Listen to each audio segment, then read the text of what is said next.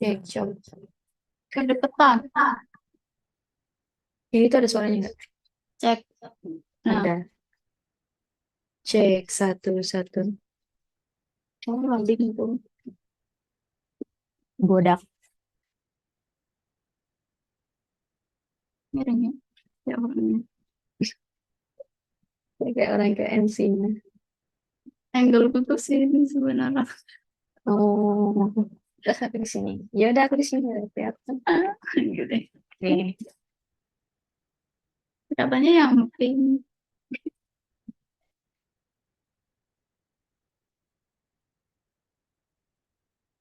kasih filter-filter gitu ya.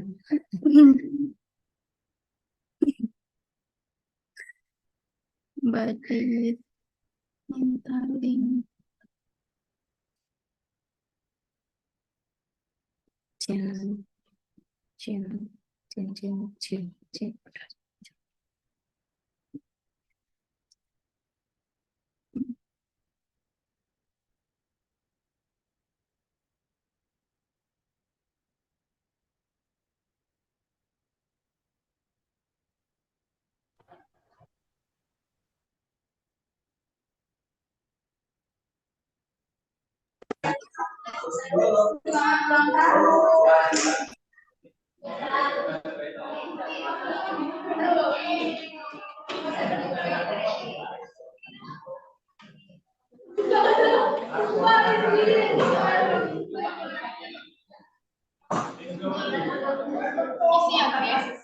Jangan sampai orang tahu.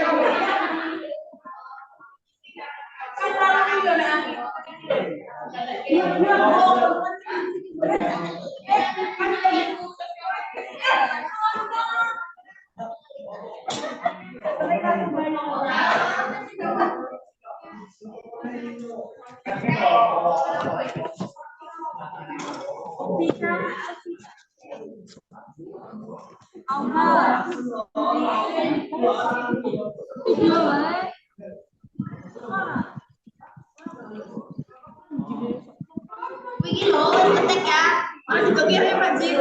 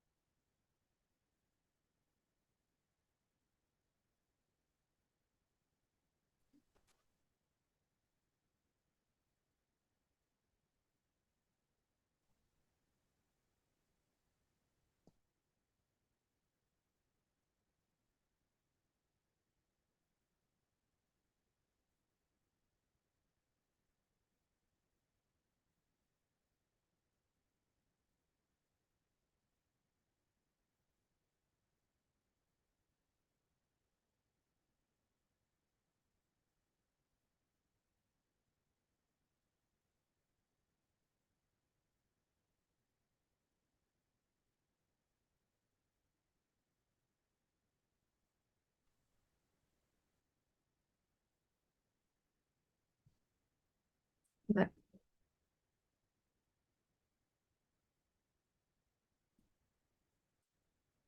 Ya,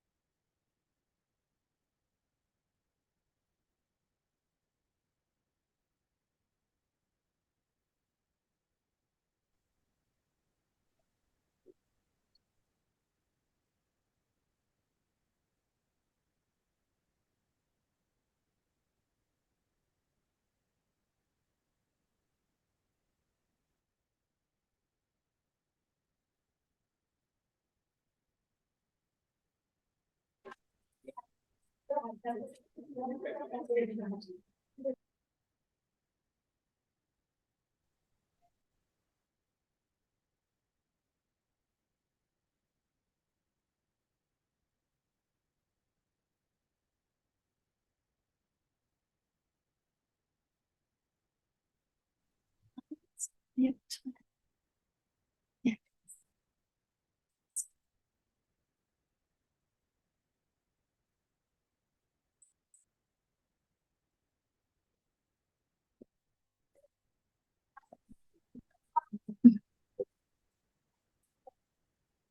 udah ya. Konten. Nah, di mute.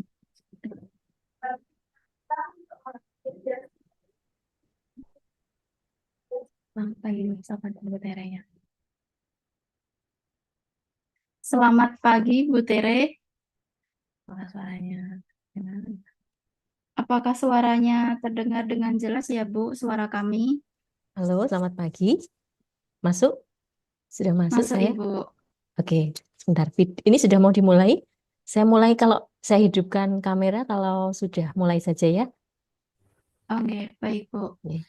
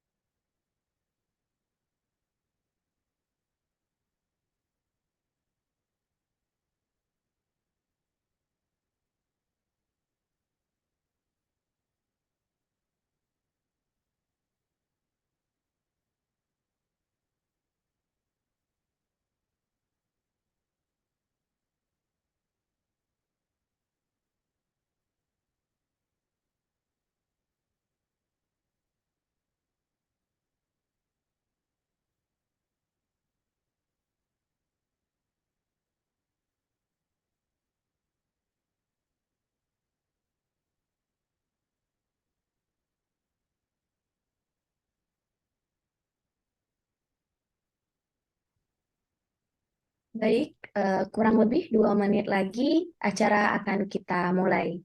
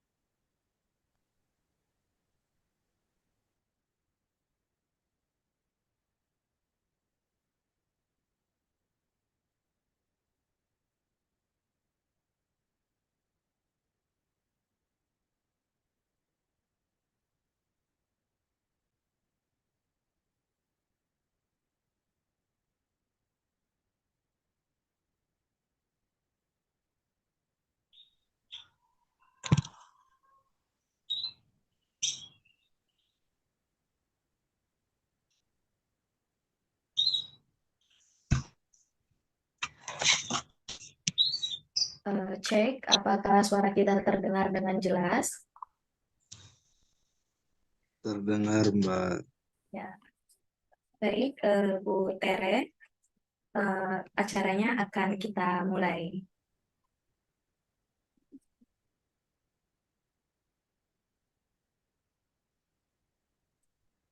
Baik, sebelum acara dimulai, saya akan menyampaikan beberapa informasi terkait kegiatan Gikonkes pada kesempatan kali ini. Yang pertama, untuk seluruh audiens, apabila ada yang sedang bersama-sama atau sedang berkumpul di kampus bersama teman-temannya, bisa menggunakan satu room saja. Jika tidak bisa bergabung di Zoom, silahkan bisa menonton live streaming YouTube agar bisa menyimak kegiatan Gikonkes pada kesempatan kali ini. Yang kedua, silahkan untuk tetap mengikuti acara sampai akhir karena nanti di akhir acara kami akan menyampaikan link presensi kehadiran. Yang ketiga, selama acara berlangsung, silahkan untuk tetap mengaktifkan kameranya.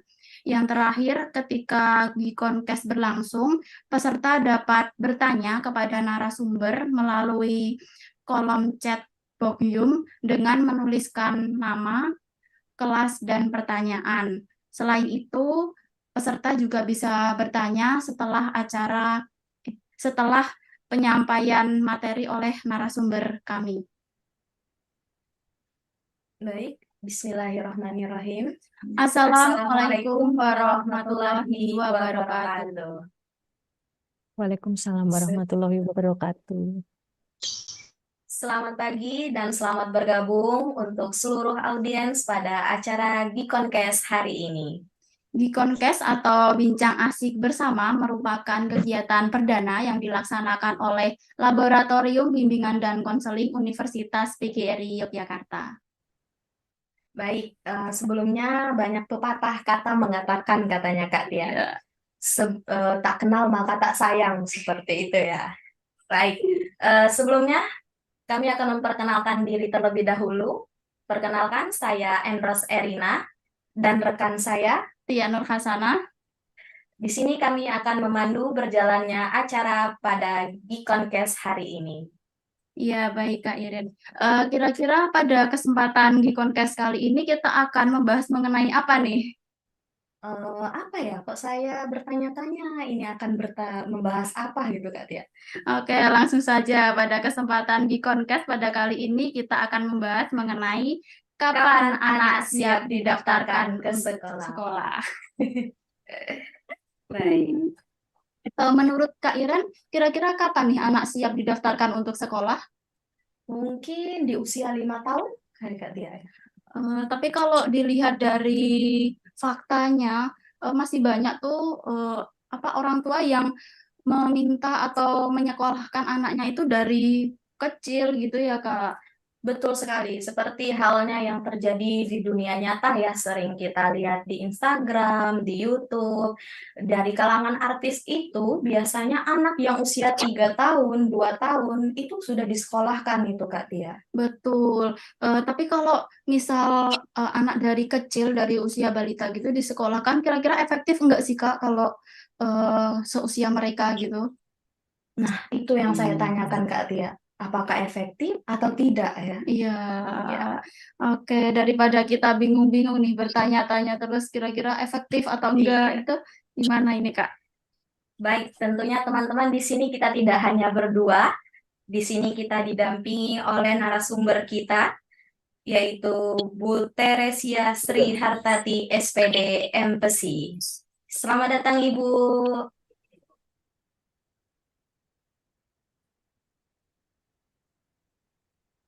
Ibu, apakah suara kami terdengar? Ya. Ya. Selamat pagi Ibu. Selamat pagi Mbak Iren dan Mbak Tia ya. Iya. Iya, Bu. Bagaimana kabarnya Ibu? Baik. Di grup Mbak. Baik, saya akan memperkenalkan narasumber kita pada kegiatan Gikonkes pada pagi hari ini. Beliau bernama Ibu Teresia Sri Hartati, SPD MPSI, lahir di Yogyakarta pada tanggal 11 Juni 1977. Beliau tinggal di Sembung, Sendang Tirto, Merbah, Sleman. Beliau merupakan kepala di Little Finger School dan merupakan seorang praktisi pendidikan anak usia dini.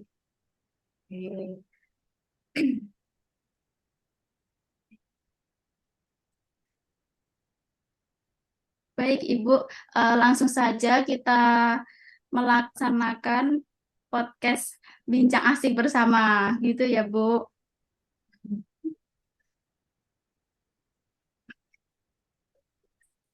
Baik, Bu, saya mau bertanya dulu nih, sebelum nanti kita mempersilahkan teman-teman audiens untuk bertanya juga.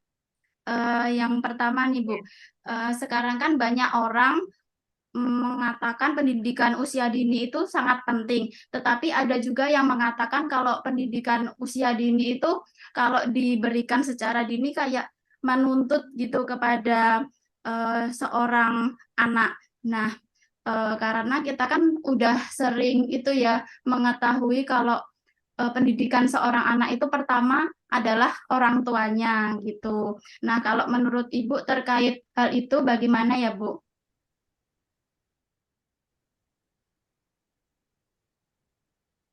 Ya, jadi pandangan masyarakat untuk tahu itu benar atau enggak tergantung dari sudut pandang yang mana gitu. Jadi untuk anak masuk sekolah itu ada banyak hal yang perlu disiapkan dan perlu dipertimbangkan.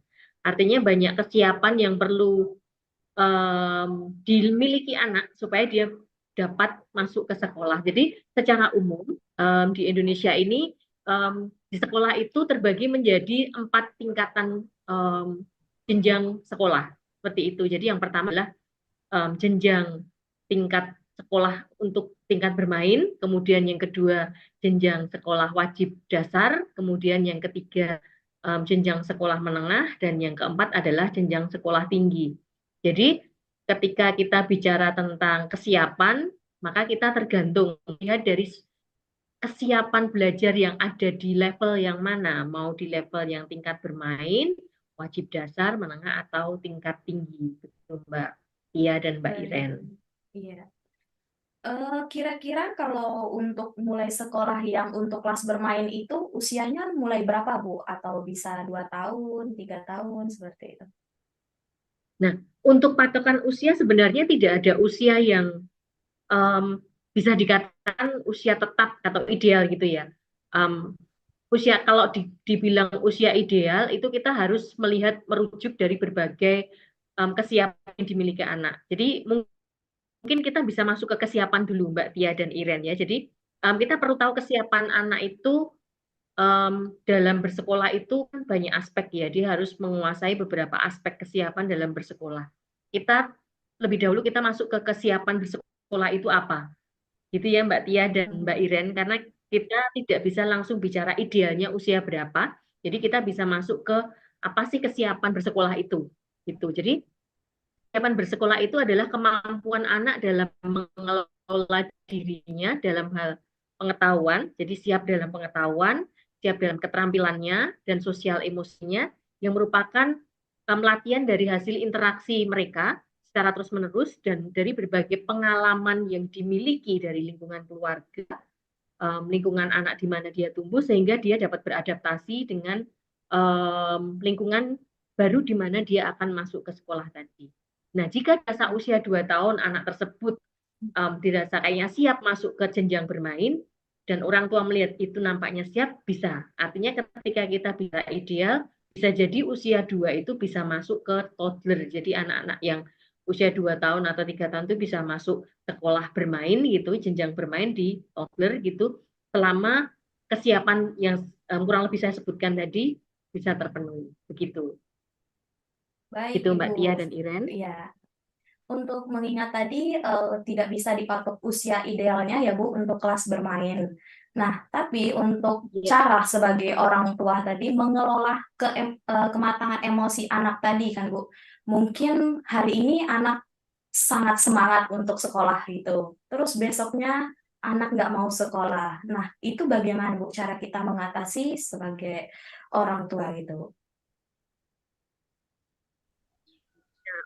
Yang kematangan emosi yang dimiliki anak itu tergantung latihan yang diberikan di rumah ya dan Mbak Iren. Jadi kematangan emosi itu kan terbentuk karena pembiasaan di rumah. Pembiasaan di rumah.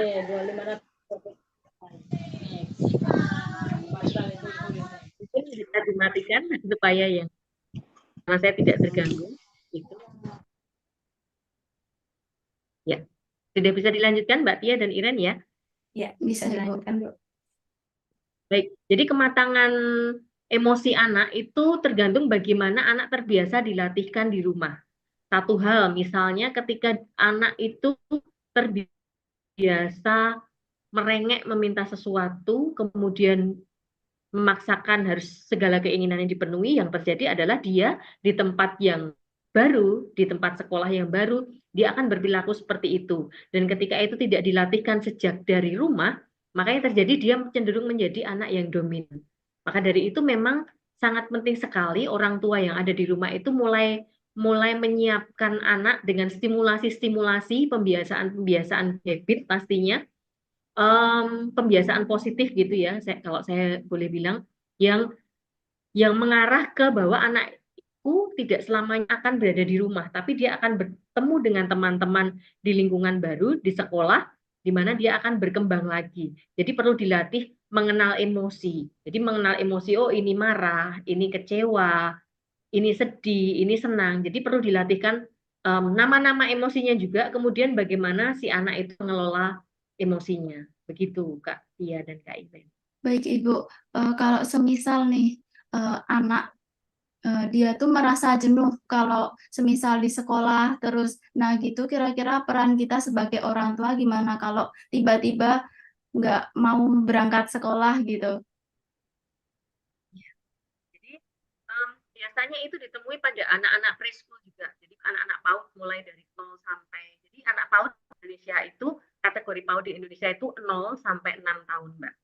Jadi wajar sekali anak-anak yang di usia itu mereka akan mengalami masa-masa jenuh gitu. Nah, yang penting untuk dilakukan orang tua yang pertama adalah menanyakan penyebab dia tidak mau sekolah apa. Itu penting sekali. Sama halnya ketika kita kok tidak mau datang kuliah gitu loh. Kok nggak datang kuliah kenapa? Oh, rupa-rupanya sakit, oh, rupa-rupanya baru nggak enak hati dan sebagainya. Anak juga sama halnya seperti itu. Orang tua perlu tahu loh, kok tidak mau sekolah kenapa? Kayak gitu. Jadi dipastikan dulu perasaan anak saat itu bagaimana. Kok tidak mau sekolah kenapa nih? Kayak gitu. Nah, ketika sudah tahu, baru orang tua bisa mencoba mendiskusikan dengan guru sekolah. Jadi kemarin ada kejadian seperti ini kah Bu Guru, kok anak saya tidak mau sekolah misalnya, kayak gitu. Nah, ketika terkonfirmasi ternyata benar, berarti mungkin orang tua butuh untuk melakukan diskusi lanjut nih setelah tahu apa yang terjadi, memastikan kebenarannya, orang tua perlu melakukan tindakan lanjut, misalnya kemudian mengurai perasaan-perasaan kenapa kok jenuh dan sebagainya, sehingga akhirnya anaknya setelah berjeda, artinya ketika jenuh memang butuh waktu berjeda, artinya tidak perlu langsung dipaksakan harus sekolah, harus tahu alasannya dulu. Ketika sudah tahu alasannya, diberi jeda waktu sampai dia merasa ada kerinduan lagi untuk datang ke sekolah, seperti itu. Jadi peran orang tua, peran sekolah itu memastikan kejenuhan anak itu karena apa? Jangan-jangan karena di sekolah beban tugasnya terlalu banyak. Misalnya anak TK sudah dikasih suruh nulis yang panjang dari jam 8 sampai jam 11 misalnya. Nah, itu kan bikin jenuh untuk anak-anak. Ya.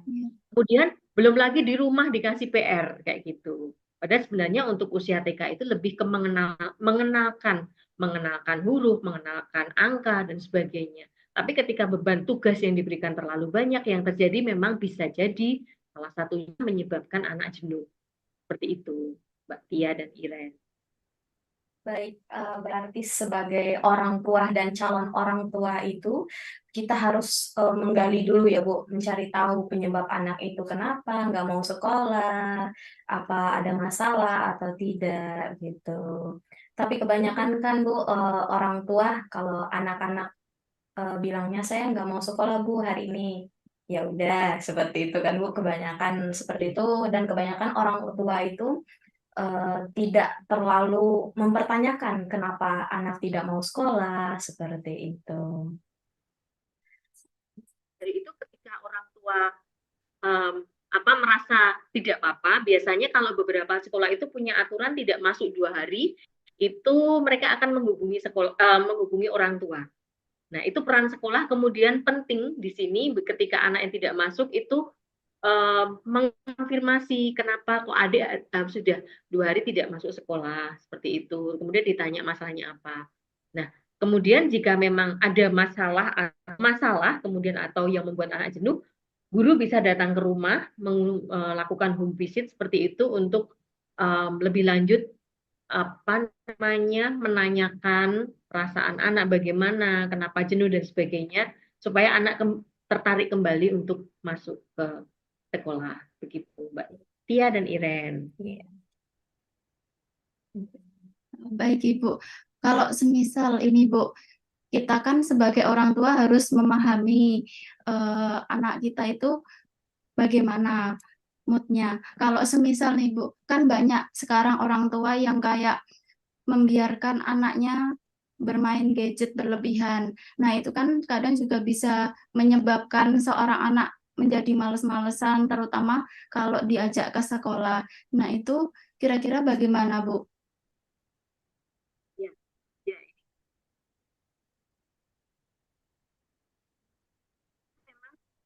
Mau nggak mau memang kita harus mengenalkan itu kepada anak, mengenalkan gadget, mengenalkan teknologi, itu memang zamannya mereka nanti kelak. Hanya saja memang yang perlu didiskusikan dengan anak adalah penggunaan itu adalah penggunaan yang bertanggung jawab. Nah, untuk bertanggung jawab memang perlu diskusi lebih lanjut dengan anak, meskipun mereka usianya masih di bawah 6 tahun, mereka pasti masih sudah bisa diajak berbicara terkait dengan penggunaan gadget seperti itu. Pertama adalah tanggung jawab, yang kedua adalah pola di rumah, Mbak Tia dan Iren. Jadi ketika di rumah ayah dan ibu itu all the time-nya sibuk mengakses gadget, ya otomatis anak itu akan meniru, mencontoh pola yang orang tua lakukan. Karena sekali lagi anak itu peniru yang baik, peniru yang handal, tapi mereka bukan penyampai yang bisa dimengerti ya. Jadi mereka itu akan mencontoh dengan cepat, meskipun mereka belum bisa menyampaikan gagasannya, keinginannya, perasaannya dengan tepat, gitu kan. Nah, yang pertama itu dilihat pasti perilaku orang tuanya. Ketika perilaku orang tuanya setiap saat kok ngakses gadgetnya nggak berhenti-berhenti, ya yang terjadi ya anak mengikuti pola itu. Nah, yang ketiga, ketika sudah terlalu banyak nih anak mengakses gadget, maka yang perlu dilakukan orang tua adalah membuat kesepakatan bersama.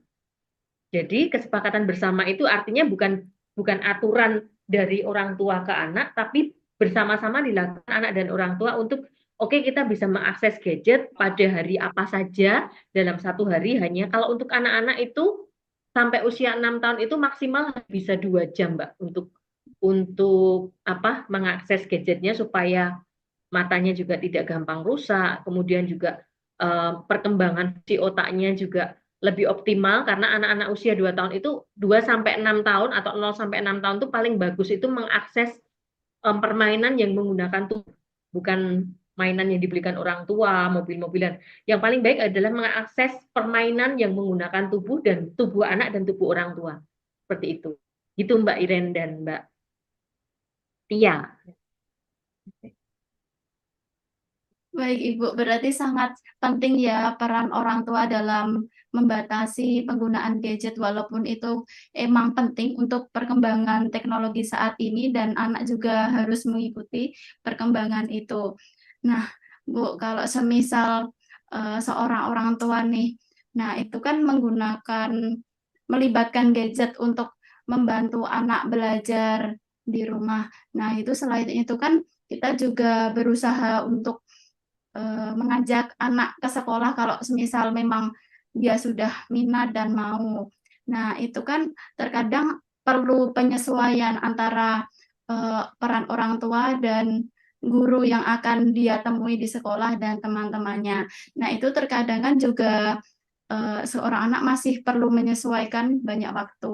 Terkadang juga masih menutup diri kalau diminta berbaur dengan teman-temannya di sekolah. Nah, itu apakah juga perlu koordinasi antara orang tua dan guru terkait perkembangan anaknya itu seperti apa kalau di sekolah gitu, Bu?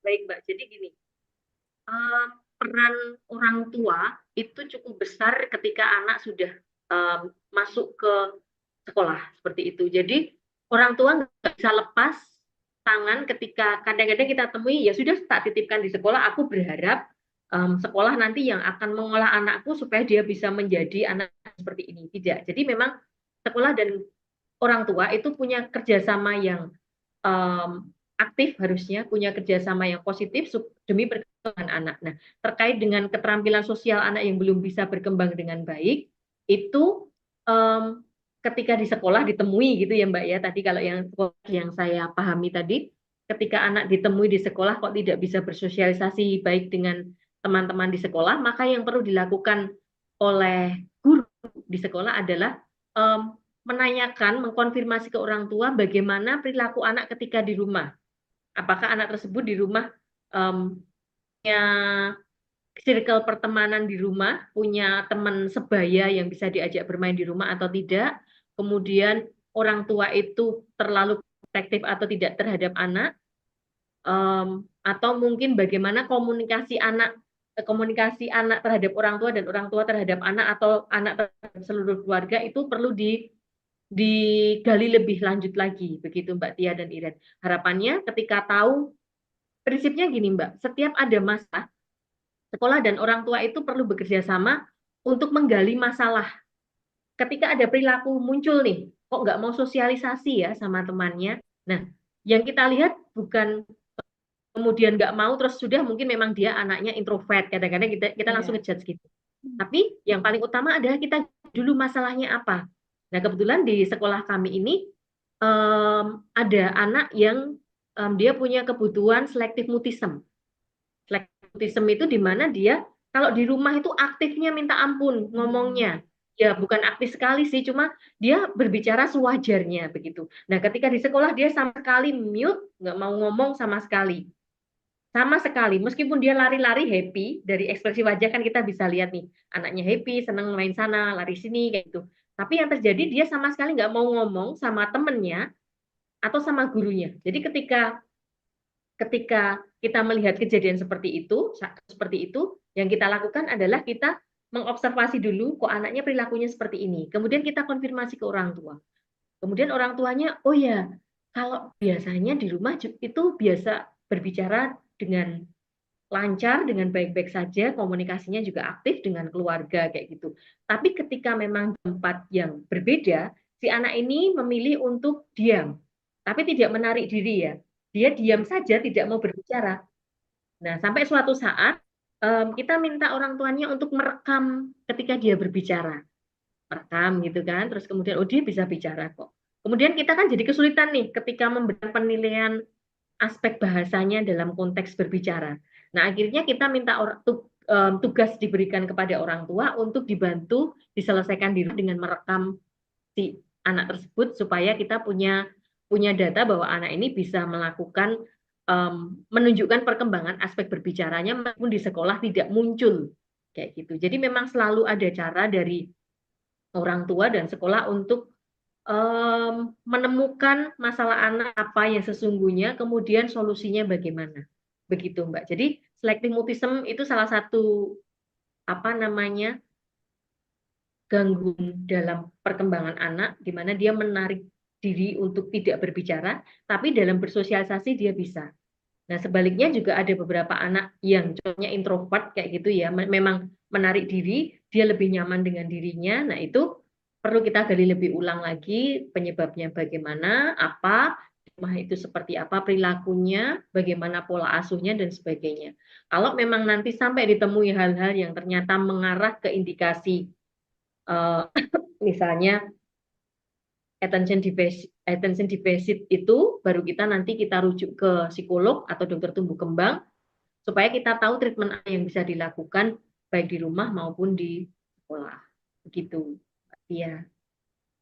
Baik, berarti peran orang tua dan sekolah itu dalam eh, tumbuh kembang anak itu sangat berperan penting ya Bu, dan sangat dibutuhkan konfirmasi antara sekolah dan orang tua seperti itu. Baik, mungkin dari teman-teman audiens kali Kak Tia yang ingin bertanya, kita Iya. persilahkan. Untuk teman-teman mungkin bisa dituliskan di kolom chat atau ada yang ingin bertanya langsung boleh untuk mengacungkan tangan. Iya.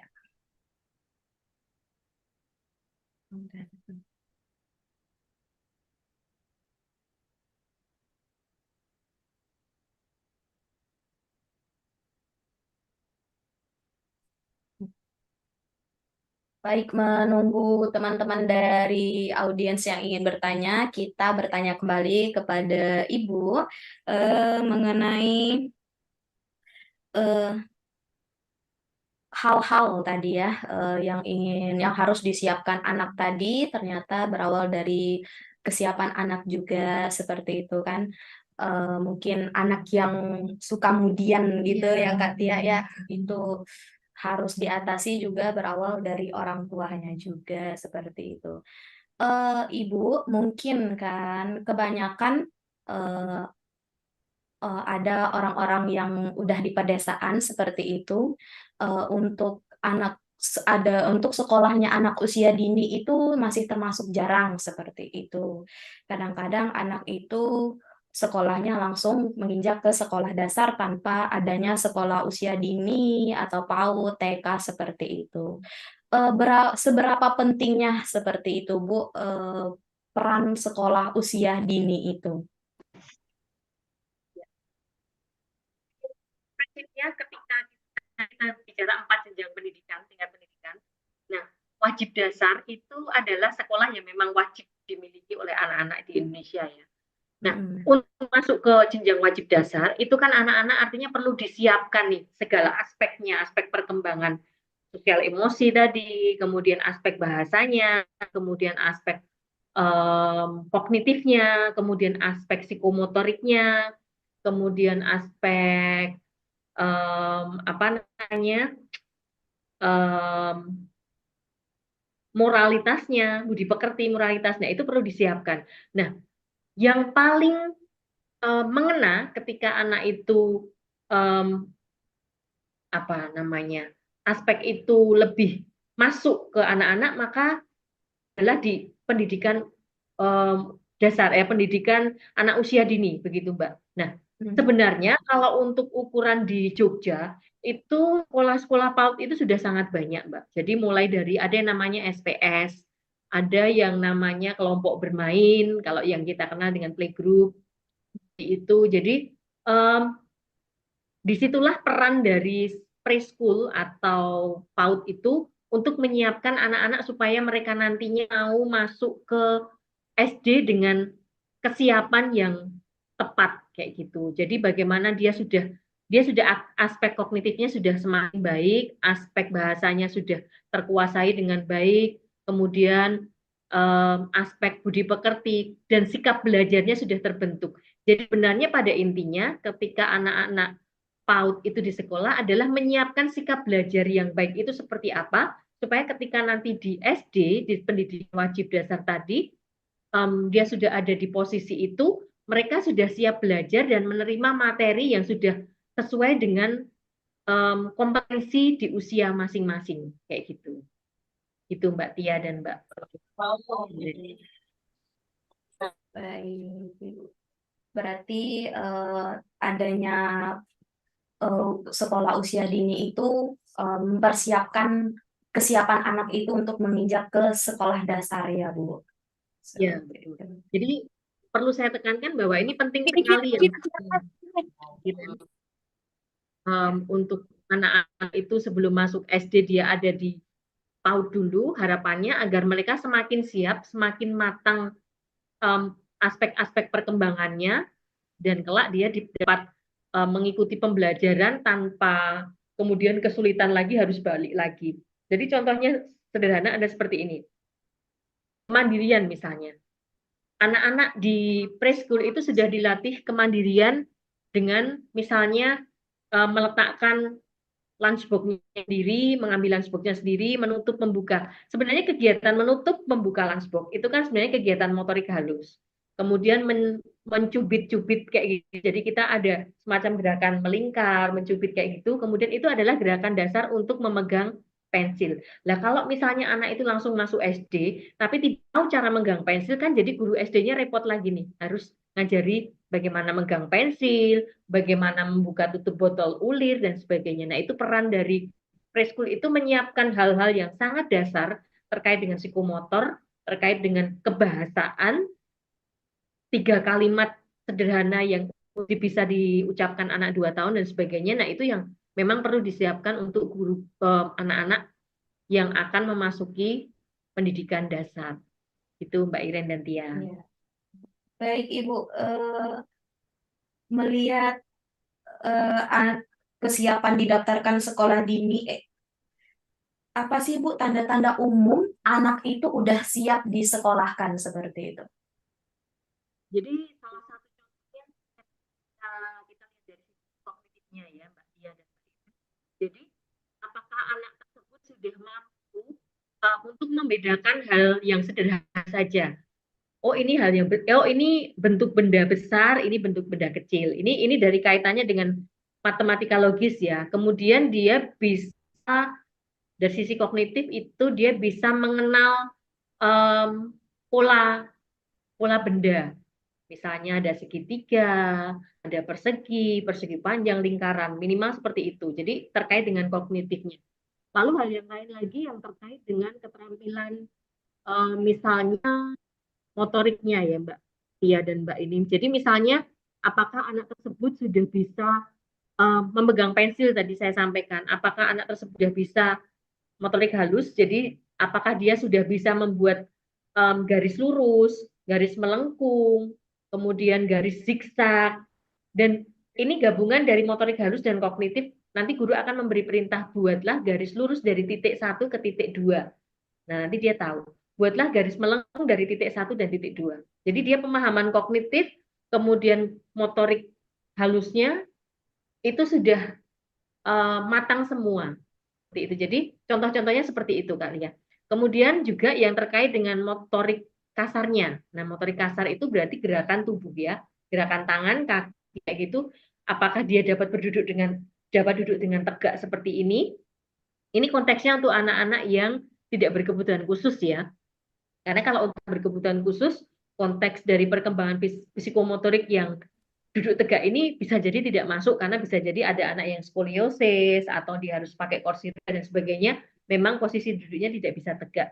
Nah, tapi untuk standar umum anak-anak yang tidak mengalami kebutuhan khusus, dia harus bisa tenang duduk tegak ketika dijelaskan kayak gitu.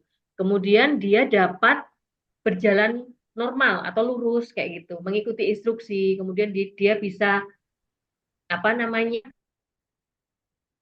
Ya, ketika mau duduk, mengembalikan, kemudian meletakkan tasnya di pundak dan sebagainya, secara mandiri dan tanpa dilayani. Pada prinsipnya adalah untuk anak usia dini ini yang akan masuk ke SD, itu mereka disiapkan untuk mandiri dalam life skill-nya, keterampilan kebiasaan hidup sehari-hari, dan mandiri dalam memahami instruksi yang diberikan oleh guru. Jadi tidak perlu diingatkan lagi oleh orang tua, oleh guru, ini harus nyiapin nyiapin pensilnya sendiri, harus nyiapin buku-bukunya sendiri, harus bawa tas sendiri dan sebagainya. Prinsipnya adalah kemandirian dalam segala aspek tumbuh kembang anak. Itu Mbak Tia. Baik, Ibu. Kalau ini kita dilihat dari sudut pandang kita sebagai seorang pendidik, misalnya guru PAUD, TK, atau guru SD. Nah, itu kalau semisal kita lagi menyambut siswa didik baru, nah itu kira-kira apa yang harus kita persiapkan, Bu? Nah, kan terkadang masih banyak tuh kalau siswa beralih dari sekolah sebelumnya atau baru pertama masuk sekolah itu kadang masih rewel, nangis gitu. Nah, kira-kira peran kita sebagai guru barunya itu harus seperti apa, Bu? Nah, itu kalau dari pemerintah itu ada istilahnya 1 minggu di awal itu ada yang disebut dengan masa transisi dari PAUD ke SD. Nah, selama masa transisi ini anak-anak dalam 1 minggu atau 2 minggu katakanlah gitu dikenalkan dengan hal-hal yang sifatnya mereka bagian apa saja yang dilakukan di zamannya mereka masih di PAUD gitu, kemudian masuk ke SD. Jadi persiapan-persiapan ini misalnya berupa pengenalan diri anak. Namanya siapa, rumahnya di mana, alamatnya di mana, dan sebagainya, nama orang tua, kemudian perkenalan nama teman, guru, dan sebagainya.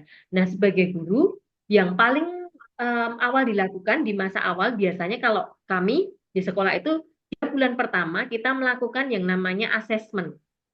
observasi awal atau asesmen itu dilakukan untuk mengetahui kondisi karakter anak. Karakter di sini adalah karakter yang lebih beragam ya, nggak cuma karakter kepribadian, tapi lebih ke karakter anak yang, oh ini tipe belajarnya nanti akan seperti ini nih. Oh si anak ini perlu didampingi dalam hal ini nih. Oh si anak ini ketika jam sekian, mungkin jam biologisnya dia mesti harus pipis dulu nih. Gitu. Jadi hal seperti itu yang perlu dipahami oleh guru di masa awal anak-anak transisi dari PAUD atau TK SD adalah melakukan asesmen atau observasi awal untuk mengetahui karakter masing-masing anak. Kayak gitu. Jadi supaya harapannya nanti ketika si guru ini tahu karakter masing-masing anak dalam nanti memberikan pendampingan pembelajaran di SD akan lebih mudah mengarahkan karena sudah tahu oh si ini tuh dia kesulitan ketika berbicara. Nah, jadi tahu caranya bagaimana mengembangkan keterampilan berbicara si anak yang ini. Atau mungkin oh si ini tuh kayaknya kesulitan ketika dia mengenali warna. Nah, ketika itu mengenali warna itu kok masih sering terbolak-balik dan sebagainya. Nah, sebagai guru itu harus aware, harus peka bahwa bisa jadi ada kemungkinan mengalami gangguan pengenalan warna atau yang biasa kita sebut buta warna dan sebagainya. Kemudian bisa dirujuk ke psikolog atau dokter tumbuh kembang untuk mendapat penanganan lebih lanjut. Atau yang paling penting kemudian adalah adanya gangguan belajar. Nah, gangguan belajar itu kan bisa beragam, ada disleksia, disgrafia, kayak gitu. Nah, guru harus lebih peka lagi untuk melihat kesulitan-kesulitan anak di masa transisi ini, supaya kelak ketika sudah mulai masuk ke materi pembelajaran yang lebih intens lagi, yang lebih dalam lagi, mereka dapat tertangani atau terdampingi dengan lebih baik. Itu Kak Iren dan Kak Tia. Baik, Ibu, sebagai calon guru itu kita harus juga sangat mempersiapkan ya Bu, dari mengobservasinya, bagaimana mengasih solusinya kepada anak-anak peserta didik tadi. Baik Ibu, saya ingin bertanya lagi. Saya misalnya seorang guru, guru anak sekolah usia dini misalnya. Terus saya diminta menyeleksi calon siswa yang baru. Yang saya tanya apa saja ya Bu kira-kira? Saya masih penasaran seperti itu. Masuk SD atau Masuk TK? sekolah dini ya. Masuk TK gitu ya Mbak ya. Jadi yang perlu dilakukan biasanya kita menyiapkan permainan-permainan Mbak. Jadi benda-benda permainan misalnya kayak balok-balok, Lego, kemudian berbagai macam roncean kayak gitu, kemudian pensil, krayon, kertas dan sebagainya. Dan di situ ada step-stepnya. Di situ jadi prinsipnya adalah kita keterampilan motorik halus yang bisa dilakukan apa saja. Jadi itu sebenarnya ada panduan dari dinas juga terkait dengan observasi itu. Jadi apakah sudah mampu memegang pensil dengan benar, apakah sudah mampu menumpuk balok 3 tanpa jatuh, kemudian apakah bisa merangkai kata kalau kaitannya dengan keterampilan bahasa, apakah bisa menyebutkan kalimat lengkap terdiri dari 5 kata, kemudian kalau terkait dengan keterampilan motorik kasar, apakah bisa menangkap dan melempar bola, apakah bisa melompat dan sebagainya. Jadi itu ada tools-nya Mbak. Jadi ada semacam checklist-nya. Checklist-nya nanti dibuat oleh sekolah masing-masing gitu. Jadi nanti ada pertanyaan di situ. Jadi apakah anak sudah bisa mengucapkan 1 kalimat lengkap yang terdiri dari 5 kata?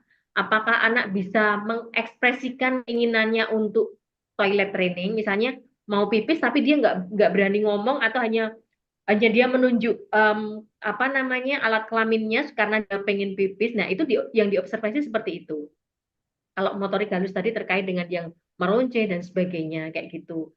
Kemudian yang terkait dengan budi pekerti, contohnya itu misalnya apakah dia mau salaman kepada gurunya, apakah mau minta tolong kayak gitu. Nah itu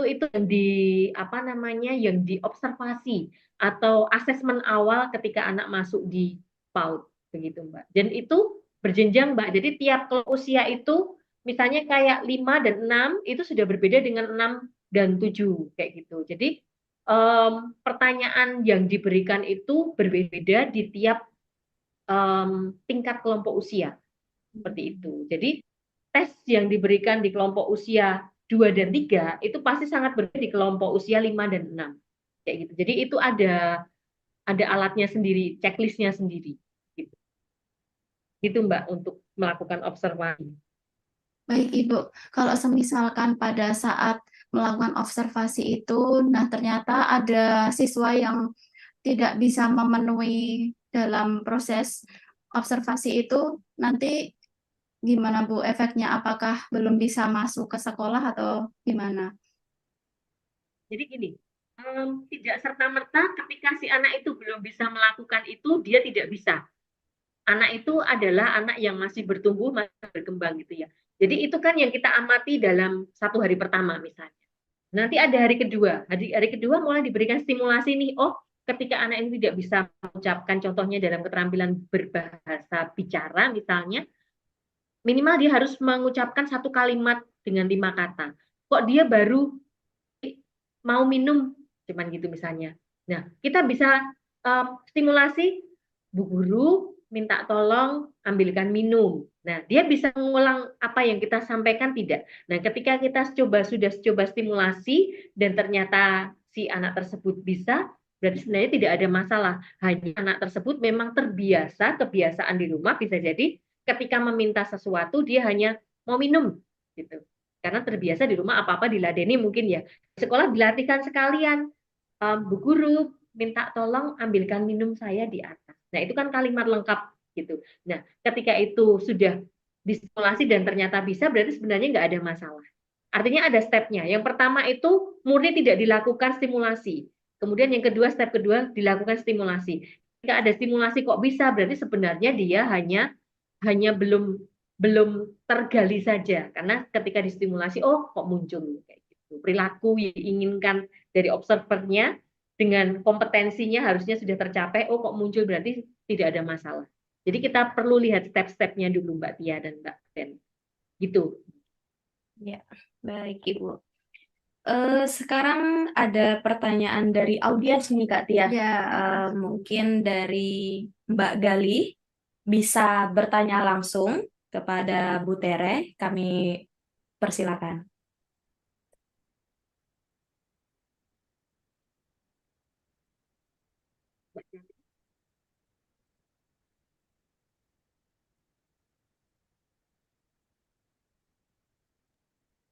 Assalamualaikum warahmatullahi wabarakatuh. Waalaikumsalam. Waalaikumsalam warahmatullahi wabarakatuh. Perkenalkan, nama saya Gali Astuti. Nah, di sini saya ingin bertanya terkait dengan Mbak Gali bisa lebih keras, suaranya kecil sekali di tempat saya. sudah agak keras Ibu. Ya, ya. Oke, baik. Saya ingin menanyakan terkait dengan tips dalam menghadapi anak yang tidak mau berangkat sekolah. Nah, sudah dilakukan home visit serta pendekatan-pendekatan dan pendampingan, namun tetap saja tidak mau berangkat ke sekolah. Karena di sekolah itu kan mengingat sekarang tidak boleh melakukan dalam artian tidak boleh mengeluarkan siswa dari sekolah gitu ya. Nah, di sini diminta misal untuk mengundurkan diri itu tidak mau untuk siswanya. Namun anak tersebut malah hanya ingin meminta tugas yang dikerjakan di rumah saja. Nah, begitu untuk tipsnya gimana ya Bu ya? Untuk menghadapi anak tersebut. Terima kasih. Pertanyaannya Mbak Gali untuk sekolah gitu ya, ditanya. Nah, ketika lakukan home visit, itu tidak hanya sekedar home visit, tapi juga menggali permasalahan utamanya apa. Yang paling penting itu. Nah, ketika guru yang melakukan home visit, namun tidak melakukan penggalian permasalahan utamanya anak tidak mau ke sekolah, itu nggak akan selesai. Nah, yang terjadi seperti itu. Jadi, kepekaan guru dan orang tua untuk menggali permasalahan inti seperti yang tadi saya sampaikan, itu yang pertama perlu dilakukan. Nah, ketika sudah tahu permasalahan utamanya apa, nanti akan dicari jalan keluar untuk supaya si anak ini kemudian mau kembali datang ke sekolah kayak gitu. Nah, saya tidak tahu dari pertanyaan Mbak Galih tadi apakah sudah dilakukan penggalian masalah atau belum. Karena kan di situ tadi pertanyaannya hanya garis besar saja gitu ya. Ketika saya yakin ketika ada kerjasama yang baik antara orang tua dan sekolah ketika sudah tahu masalah, kemudian nanti sekolah biasanya akan memberikan apa namanya treatment atau cara ibu besok tetap datang ke sekolah, pastikan saja adik datang ke sekolah dan nanti biar kami bantu di sekolah apapun yang terjadi kami bantu kayak gitu artinya berarti sekolah sudah bertanggung jawab nih untuk nggak usah khawatir nanti kami tangani dan pasti punya keyakinan gitu ya sekolah punya keyakinan untuk nanti anak ini juga pelan-pelan akan mau mengikuti sekolah lagi. Nah tapi dalam beberapa pengalaman yang pernah kami miliki juga itu tuh ada orang tua yang sekolahnya sudah aktif melakukan upaya tapi orangnya akhirnya menyerah sudahlah nanti ganti pindah sekolah aja nanti kan juga siapa tahu nggak cocok. Nah kadang-kadang orang tua itu berpikir ketika anak nggak mau sekolah itu sekolahnya nggak cocok sama anaknya dan sebagainya. Karena sebenarnya apa yang punya masalah itu menurut saya akhirnya orang tua sendiri karena orang tua nggak telaten untuk memotivasi anak untuk memberi sudut pandang yang beragam pada anak bahwa sekolah ini menyenangkan, bahwa sekolah ini nanti kamu akan dapat hal baru dan teman-teman baru, guru-gurunya sayang sama kamu. Nah, apa namanya gambaran-gambaran seperti ini yang perlu ditanamkan ke anak. Nah, itulah perannya orang tua ketika anak-anak di rumah yang mogok belajar, nggak mau ke sekolah, itu sering sekali terjadi. Pasti untuk anak-anak TK itu sering terjadi. Dan itu wajar. Cuman memang ada perlu waktu jeda, tapi jangan lama-lama. Kalau kelamaan nanti anak-anak juga terlena di rumah. Enak nonton TV, enak pegang gadget, dan sebagainya. Nah, yang paling penting adalah peran orang tua dan sekolah tadi untuk sekolah yakin bahwa tenang aja Bu, nanti bisa kita bantu, kita atasi nanti langkahnya seperti ini, dan orang tua juga oke, saya percaya sama sekolah. Nah itu sudah dilakukan atau belum? Yang paling penting dua hal itu. Jadi bagaimana orang tua memberi sudut pandang yang beragam, kemudian itu memancing anak untuk enjoy datang ke sekolah, dan bagaimana sekolah meyakinkan orang tua bahwa nanti akan pada saatnya nanti akan kita bantu langkahnya 1, 2, 3, 4 ini baru nanti pasti adik dapat sekolah dengan nyaman. Yang penting adalah kesabaran orang tua untuk tidak menyerah gitu loh. Kadang-kadang orang tua menyerah tiap pagi nangis terus sudah nggak usah sekolah, tiap pagi gini terus sudah nggak usah sekolah. Nah itu. Nah anak menangis itu ditanya kenapa alasannya dan sebagainya. Itu Mbak Galih mungkin. Baik Ibu, terima kasih banyak atas masukannya. Baik, terima kasih untuk Mbak Galih. Selanjutnya Ibu ini ada pertanyaan dari Mbak Alfiah. Silahkan untuk Mbak Alfiah, mungkin bisa bertanya secara langsung.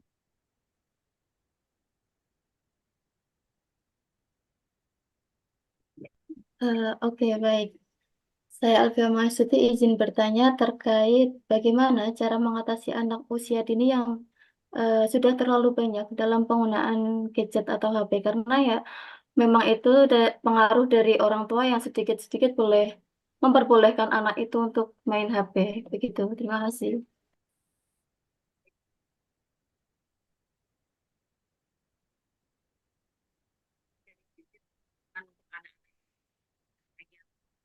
Di masanya nanti mereka harus banyak. Cuman lagi-lagi adalah kalau terlalu banyak namanya apapun itu kalau terlalu banyak pasti efeknya tidak baik, terutama untuk perkembangan anak begitu. Nah, di sini memang karena gadget itu nggak mungkin dikasih di sekolah ya, pasti dikasihnya di rumah, nggak mungkin sekolah ngasih gadget. Nah, ini kemudian yang menjadi PR bersama adalah orang tua ini bagaimana dia membuat semacam kesepakatan bersama di rumah. Boleh pakai gadget dalam sehari maksimal 2 jam misalnya, atau hari apa gitu. Dan itu tadi balik lagi, kalau orang tua di rumah pun mereka sibuk pegang gadget, mereka tidak peduli dengan anak-anak, atau yang penting yang saya banyak lihat itu daripada nangis, daripada anak ribut, mending kita kasih ini nih gadget. Nah dia pasti bakal diam, nah kayak gitu. Nah berarti yang punya masalah sebenarnya adalah orang tua. bukan anak. Gitu. Jadi memang jadi orang tua itu susah-susah gampang, banyak susahnya daripada gampangnya gitu ya. Tapi tergantung bagaimana komitmen orang tua berdua dalam melakukan pola asuh yang baik buat anak. Efeknya itu nggak sekarang dirasakannya, pasti nanti ketika gede itu baru terasa. Nah, saya baru-baru ini nangani anak SMA yang kecanduan gadget itu karena memang kebiasaan pola asuh di rumah orang tuanya pakai headset, pegang HP, duanya sampai anaknya merasa ya aku juga melakukan hal sama dengan bapak dan ibuku, and that's fine kayak gitu, baik-baik saja kayak itu. Nah, rupa-rupanya itu kemudian ketika besar itu menjadi masalah ketika SMA dia um, di sekolah pun pakai headset, kemudian harus pegang gadget kayak gitu. Dan kebetulan aturan sekolahnya cukup longgar, boleh pakai gadget kayak gitu. Jadi kembali lagi, bagaimana orang tua memberikan pola asuh yang tepat, bagaimana orang tua membuat kesepakatan bersama anak, oke, kita boleh mengakses gadget dalam hari Sabtu pas libur maksimal 2 jam misalnya. Kalau di rumah saya untuk anak saya yang kecil, itu kelas 3 SD, itu dia saya ikutkan berbagai kegiatan fisik olahraga supaya dia tidak pengen pakai gadget dan cukup berhasil, Mbak. Jadi dia Senin sampai Jumat itu ikut klub sepak bola, dia mengakses gadget hanya di hari Sabtu, hanya 2 jam, dan itu cukup berhasil. Dia merasa, bahkan 1 jam aja sekarang dia udah merasa bosen, pengennya main bola. Dan itu berhasil. Karena memang berdasarkan hasil diskusi kami, supaya anak kami tidak terlalu banyak pegang gadget, karena memang masih kelas 3 gitu. Jadi kami sepakat untuk, dan dia ketika lihat gadget, ketika lihat HP gitu, udah nggak gumun lagi untuk pinjem punya mamahnya, udah nggak heran lagi.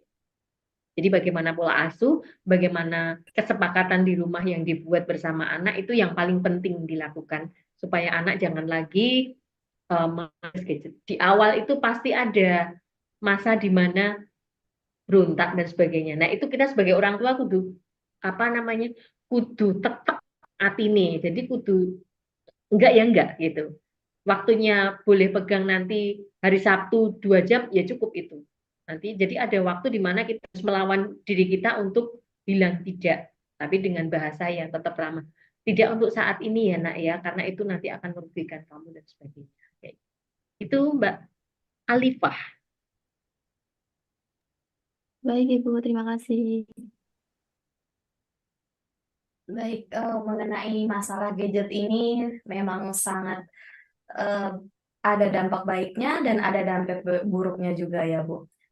Yang terjadi di lapangan juga sering terjadi itu kebanyakan orang tua itu kadang-kadang mengasihkan gadgetnya itu supaya anaknya itu tidak mengganggu kegiatan ibunya, seperti itu kan. Kadang biar anaknya diem, ternyata itu menimbulkan dampak negatif untuk anak dan menjadi kebiasaan yang buruk ya.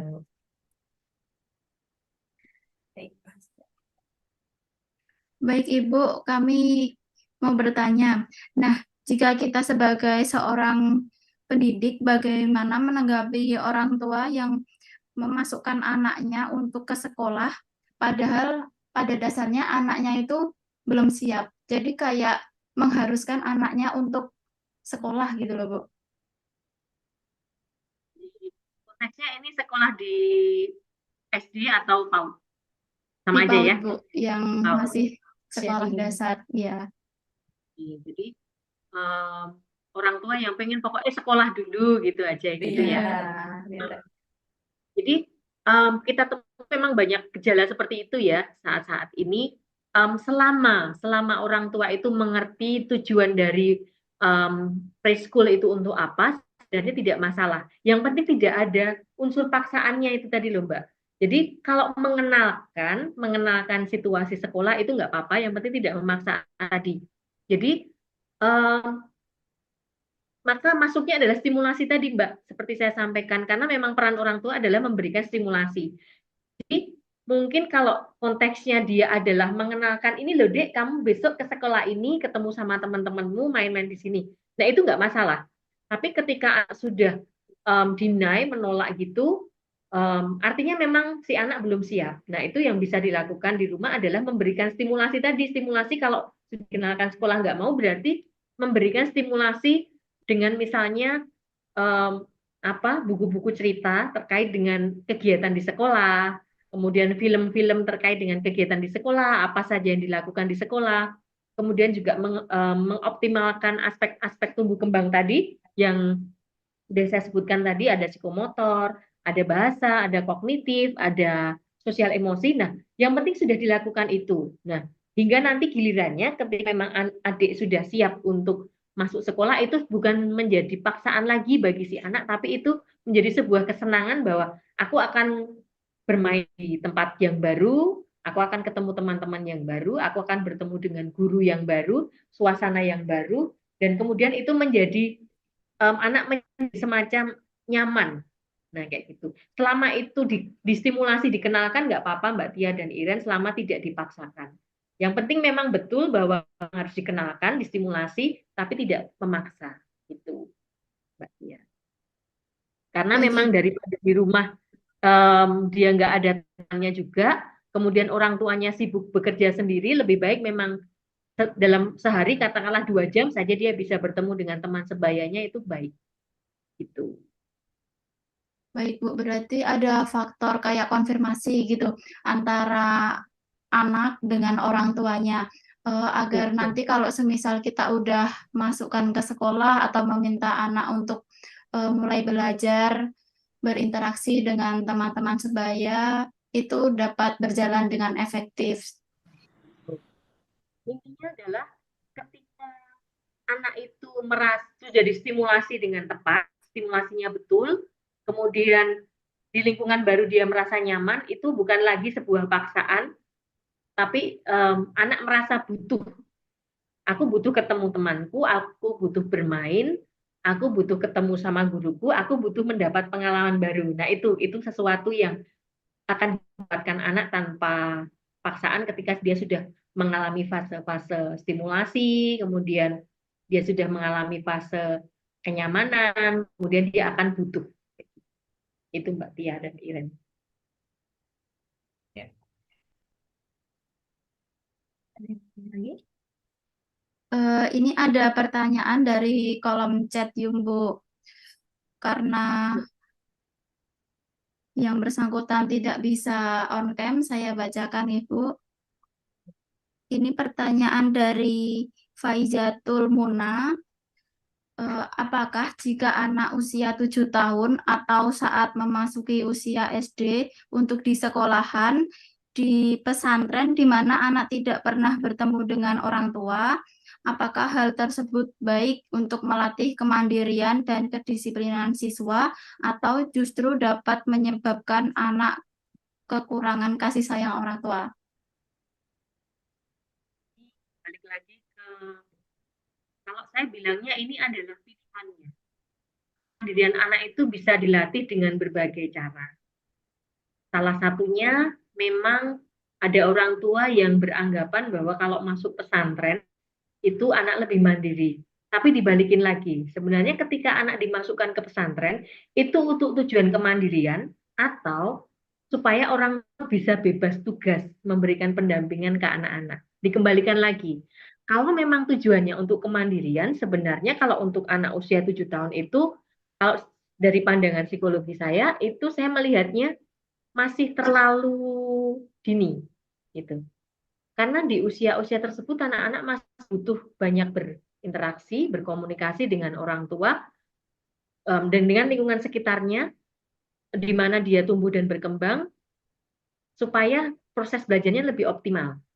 Nah, tapi memang ketika orang tua yang punya pilihan bahwa anakku perlu masuk pesantren di usia 7 tahun, mungkin mereka punya pandangan bahwa anakku masuk ke sini supaya dia bisa melakukan sendiri dan mendapatkan pendidikan agama yang lebih daripada teman-teman yang lainnya. Seperti itu. Jadi tergantung sudut pandang orang tua yang seperti apa gitu Mbak kalau saya melihatnya. Jadi kalau memang orang tua meyakini dari sudut pandang ini dirasa untuk keluarga si orang tua dan anak tersebut ini kok cocok, ya silahkan dilakukan. Tapi kalau saya tadi dari sudut pandang psikologi seperti ini, idealnya memang pada usia sampai 10 tahun itu anak-anak masih dalam lingkungan keluarga. Begitu. Itu Mbak Tia. Baik. Berarti melatih kemandirian tadi itu juga bagus ya Bu. Cuman akan tetapi menurut sudut pandang psikologinya Ibu di usia yang 7 tahun itu mungkin masih terlalu muda dan anak seperti itu masih bagusnya bersama keluarga seperti itu ya Bu.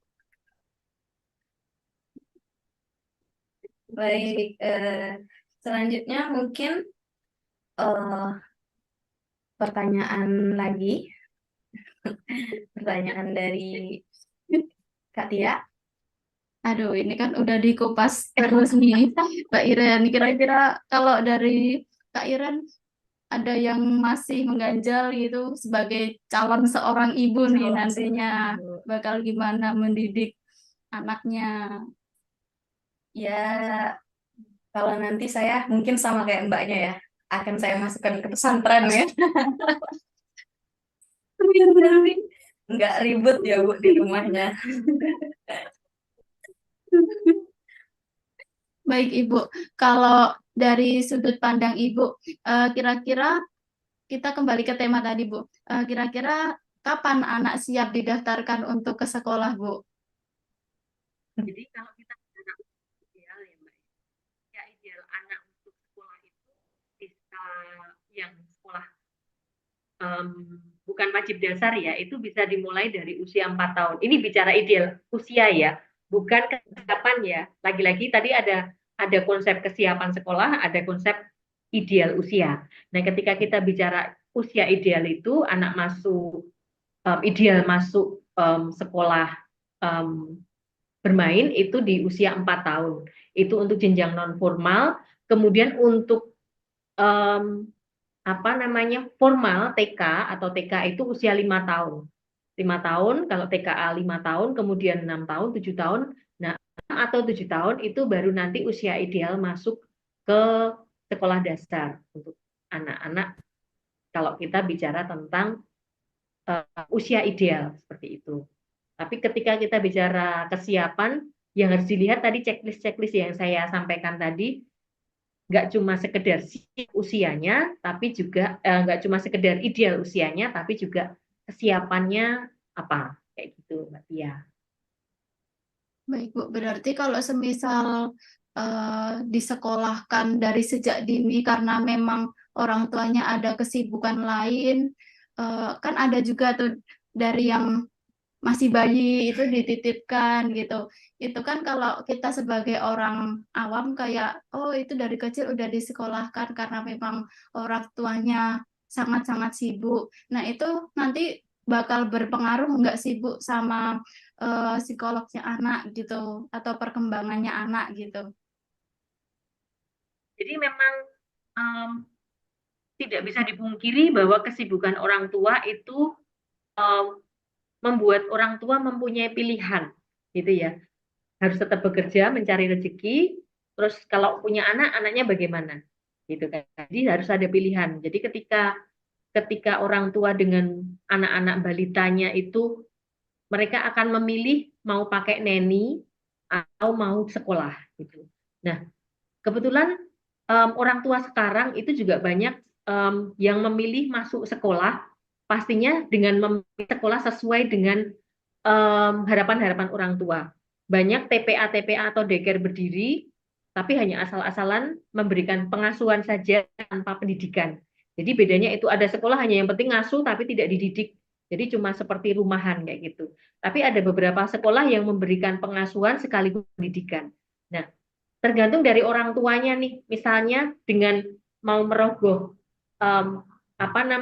SPP yang lebih tinggi, tapi memilih sekolah yang ada pengasuhan dan pendidikan yang tepat untuk anak, atau yang penting tak titipkan sama tetangga sebelah aja kayak gitu. Misalnya kalau orang tua yang bekerja, ibu yang bekerja kayak gitu.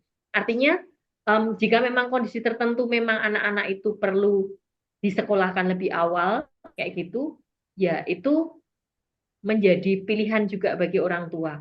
Yang penting orang tua bisa memastikan sekolah yang dipilih itu sekolah-sekolah yang memang program-programnya itu mendukung tumbuh kembang anak. Jadi nggak asal-asalan seperti kalau cuma dititipin tetangga kayak gitu. Itu Mbak mungkin. Jadi memilih tergantung orang tua pinter-pinternya memilih sekolah yang memberikan fasilitas atau program yang mengoptimalkan tumbuh kembang anak itu. Karena memang ya zamannya sekarang banyak wanita bekerja, orang tua yang harus bekerja, jadi tetap anak juga tetap perlu mendapatkan pendampingan, namun memilih pendampingan atau pengasuhan yang ada pendidikannya di sekolah-sekolah yang programnya sesuai dengan harapan orang tua. Baik, Ibu. Berarti Kak Tia, dari orang tua itu juga menentukan dan memilihnya itu juga sangat penting, Kak. Ya, ya, jangan harus itu kamu harus sekolah gitu. Iya. Jadi Kalau kita memang harus ada kesibukan ya nggak apa-apa, ada opsional tadi mau dititipin ke orang tuanya atau ke sekolah. baik, Ibu, mengingat tadi ada usia idealnya untuk kesiapan anak didaftarkan sekolah itu, kalau usia idealnya itu 4 tahun. Nah, kebanyakan kan yang terjadi ini Bu, seperti anak-anak di bawah usia itu malah sudah ada yang disekolahkan tadi. Apakah jika anak sudah mulai sekolah di usia yang muda itu, apakah nanti anaknya itu akan merasa jenuh atau anak itu akan terus aktif seperti itu, Bu? Jadi kalau kita bicara bahwa 4 tahun sudah dimasukkan di sekolah, sekarang memang banyak program-program untuk anak di bawah 4 tahun itu masuknya adalah kelompok usia playgroup, Mbak. Yang sekarang kita kenal playgroup atau kelompok bermain. Nah, tergantung dari sekolahnya. Ketika sekolahnya itu memberikan program-program sesuai dengan tumbuh kembang yang harus dicapai di kelompok usia 3 tahun atau 2-3 tahun begitu, pastinya tidak akan membuat jenuh ketika dia masuk di jenjang sekolah yang lebih tinggi nanti. Tapi ketika belum saatnya dia dikenalkan dengan menulis, kemudian kegiatan yang terkait dengan baca tulis, tapi dia sudah dikenalkan, maka yang terjadi ya nanti di usia SD dia yang biasanya yang kita temuin itu kelas 4, di mana materinya sudah terlalu agak lebih sedikit sulit gitu kan ya, 4, 5, 6 gitu. Nah, itu mulai jenuhnya biasanya di sana. Maka ketika orang tua tahu bahwa anaknya sudah siap disekolahkan di kelompok bermain, orang tua juga nggak perlu nuntut kok nggak diajari baca tulis, kok nggak diajari berhitung kayak gitu. Nah, kadang-kadang ketika sekolah menuruti apa yang menjadi keinginan dari orang tua, kok nggak diajari baca tulis, kok nggak diajari itu. Nah, itu yang terjadi, nanti sekolah kemudian juga merasa tertuntut untuk, wah ini berarti orang tua minta nih anak-anak diajari baca tulis, diajari berhitung, dan sebagainya. Jadi sekolah harapannya orang tua pinter-pinter aja milih sekolah yang tahu bahwa usia di 2-4 tahun itu artinya cuma main-main aja. Ketemu sama temennya, main-main, mengenal lingkungan baru, mengenal ini makanan apa ini, kemudian itu namanya sawah, oh itu namanya, nah seperti itu. Jadi pinter-pinternya orang tua untuk melihat sekolah dengan program-program pembelajarannya itu apa. Kayak gitu. Jadi balik lagi ketika orang tua sudah tahu nih stimulasi yang tepat untuk anakku yang ada di usia 3-4 tahun, nah orang tua kemudian akan hunting sekolah. Oh kayaknya sekolah ini cocok deh yang untuk harapanku karena anakku baru butuh ini nih di usianya 3-4 tahun. Jadi nggak diajari ini, nggak diajari yang terlalu berlebihan supaya nanti di SD-nya dia nggak jenuh untuk sekolah. Itu. Baik, sebagai orang tua dan calon orang tua, kita juga harus berperan penting dalam menentukan anak sekolah, gitu ya, menentukan sekolahnya, dan seperti itu ya Kak Tia ya. Betul. Apalagi kan terkadang kalau semisal kita asal milih nih di sekolah A dan ternyata itu tidak sesuai dengan kebutuhan anak. Nah, itu nanti malah jadi males-malesan Iya. kan jadi efeknya banyak itu. Iya, Mbak.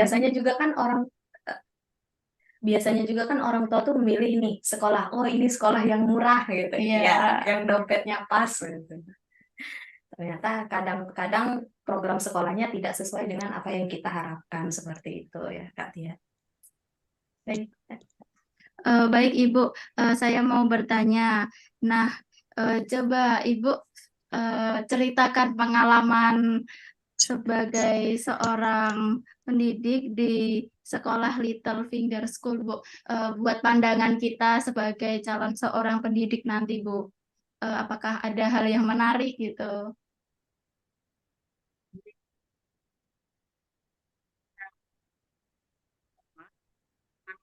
Pelajaran baru itu selalu hal baru, karena kita menemui anak dari berbagai latar belakang. Bahkan nggak cuma apa namanya anak ya, dari orang tua juga kita menemui berbagai orang tua yang beragam juga kayak gitu. Nah, apa namanya hal yang unik menurut saya adalah ketika sekolah Little Fingers itu sudah sepakat untuk menjadi sekolah yang menerima anak dari semua kalangan yang beragam. Nah, tagline sekolah kita itu kan inklusi multikultur ya Mbak ya.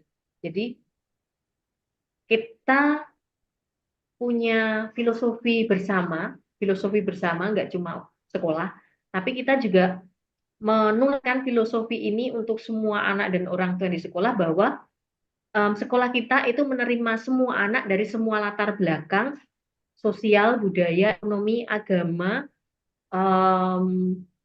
termasuk di dalamnya ada anak-anak berkebutuhan khusus kayak gitu. Nah, keberagaman ini yang membuat sekolah kami menjadi unik yang kami rasa dan orang lain rasa. Hal sederhana misalnya di sekolah kami itu ketika pagi circle time itu kami doa pagi menggunakan bahasa Inggris gitu kan, bahasa umum gitu. Kemudian nanti anak-anak secara bergantian mereka akan berdoa sesuai agama dan keyakinan masing-masing. Nah, mereka tahu bahwa si A ini agamanya Islam, yang B ini agamanya Katolik, yang ini agamanya Hindu. Jadi mereka kemudian saling mengingatkan. Misalnya guru yang Muslim gitu, nah anak-anak yang Muslim sudah langsung mereka membuat sikap doa seperti ini, kemudian mereka berdoa secara Muslim. Yang Kristen dan Katolik silahkan berdoa menurut agamanya masing-masing berdoa. Yang Hindu silahkan berdoa, yang Buddha silahkan berdoa. Nah, anak-anak di sekolah kami itu sudah terbiasa mendengar dan melihat cara berdoa di semua agama anak masing-masing. Jadi mereka ketika ada di lingkungan luar, anak-anak di sekolah kami itu sudah nggak heran. Oh, dia pasti agamanya Islam karena doanya sebelum makan Allahumma barik lana dan sebagainya kayak gitu kan. Dia pasti Hindu karena doanya seperti ini kayak gitu. Nah, sudah nggak heran lagi. Itu yang pertama. Kemudian yang kedua, di sekolah kami itu karena keberagaman anaknya termasuk di dalamnya ada anak-anak special need-nya, mereka sudah terbiasa dengan anak-anak yang berperilaku dianggap tanda kutip itu tidak ada wajarnya atau aneh gitu ya. Ada anak yang suka lari sana sini, kemudian nggak bisa duduk tenang, kemudian ada anak yang inginnya makan terus gitu, karena memang kebutuhannya dia ada di fisiknya, jadi ada hormon-hormon tubuhnya membuat dia pengen makan terus sehingga dia obesitas dan kita membantu bersama-sama untuk dia mengurangi makan. Jadi kemudian yang terbentuk, yang tercipta adalah anak-anak ini kemudian udah bisa saling mengingatkan, hei kamu sudah nggak boleh makan snack lagi, karena tadi kamu sudah makan 1 kali, sudah tidak boleh makan lagi. Karena anak-anak tahu bahwa Bu Guru sering ngingetin tuh loh, si ini tuh makannya harus dibatasi karena sudah obesitas kayak gitu. Jadi anak-anak menjadi tahu bahwa temennya itu macam-macam loh. Ketika ada anak yang lari-lari gitu, anak yang lain bisa mengingatkan untuk A, misalnya namanya A, bisa duduk tenang kayak gitu. Jadi ketika dia lari-lari, kemudian tujuannya untuk mengarahkan si anak ini untuk tenang, temennya langsung bisa mengingatkan duduk tenang kayak gitu. Atau misalnya ketika anak-anak ini saling punya masalah, mereka kemudian, Bu, aku ada masalah sama B. Aku mau menyelesaikan masalah dulu. Nah, kemudian oke, kamu menyelesaikan masalah sendiri atau dibantu Bu Guru gitu biasanya. Kami bisa menyelesaikan masalah. Kemudian mereka menyelesaikan masalah, oke, ketika dirasa selesai mereka kembali, sudah selesai Bu, sudah baikan, sudah perasaannya sudah enak gitu, mereka bilang sudah Bu, sudah selesai. Atau ketika memang mereka membutuhkan mediasi dari guru, mereka kan bilang, Bu ini nggak bisa, ini mau menangnya sendiri dan sebagainya kayak gitu. Nah mereka baru dibantu. Atau ketika anak yang susah diberitahu ketika proses belajar berlangsung, itu biasanya yang kami lakukan, oke silahkan dipanggil namanya misalnya B, sini. Kenapa tidak bisa duduk dengan tenang kayak gitu. Kemudian yang dilakukan oleh guru adalah karena sudah sangat mengganggu, biasanya disuruh duduk di thinking chair, kursi berpikir. Butuh waktu berapa lama untuk berpikir kayak gitu. Jadi misalnya 5 menit kayak gitu. Oke, silahkan 5 menit itu untuk berpikir. Biasanya anak-anak ketika diminta untuk duduk di thinking chair, mereka akan merasa terhukum ya, karena kan oh itu kursi hukuman bagi mereka, padahal itu tujuan kita adalah untuk mereka berpikir bahwa perilakunya tadi sudah cukup mengganggu teman-teman yang ada di kelas misalnya. Misalnya dia bikin teriak-teriak sendiri tanpa alasan yang jelas, misalnya mereka lempar benda-benda tanpa alasan yang jelas. Nah, itu cukup mengganggu. Ketika thinking chair itu terus kemudian kita tanya ulang. Sudah cukup berpikirnya, bagaimana tadi, mengerti kesalahannya di mana, kayak gitu. Nah, kita cari refleksinya, kemudian kita beri feedback, dan setelah dia tahu salahnya di mana, dia bisa minta izin ke temannya, boleh duduk gabung sama teman-teman lagi, kayak gitu.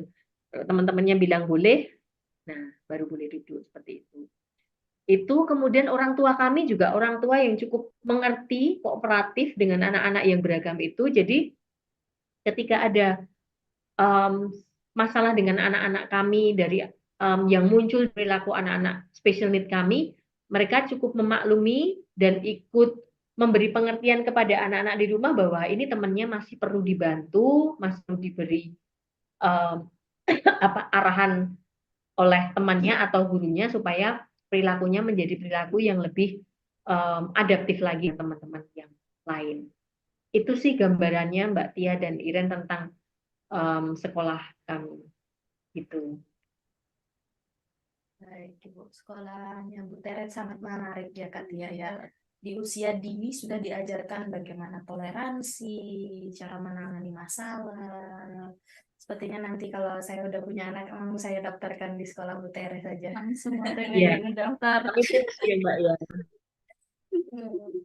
Ya, dari kecil itu udah dididik untuk bagaimana toleransi sesama agama ya seperti itu. Ya kebanyakan kan kalau sekolah yang mungkin khusus Islam, mungkin mereka berbaurnya ke Islam saja. Dan nanti Seperti itu. merasa kayak kaget gitu kalau Ya, ketemu teman-teman yang beda keyakinan. betul. Baik, sangat menarik ya sekolahnya Bu Tere, dan mungkin di sana Ibu Tere menemukan yang unik dari Iya. berbagai anak dan kepribadiannya Iya. seperti itu. Baik Ibu, mungkin ada pesan dari Ibu untuk kami sebagai calon seorang pendidik nanti, Ibu. Baik, prinsipnya untuk teman-teman mahasiswa UPY,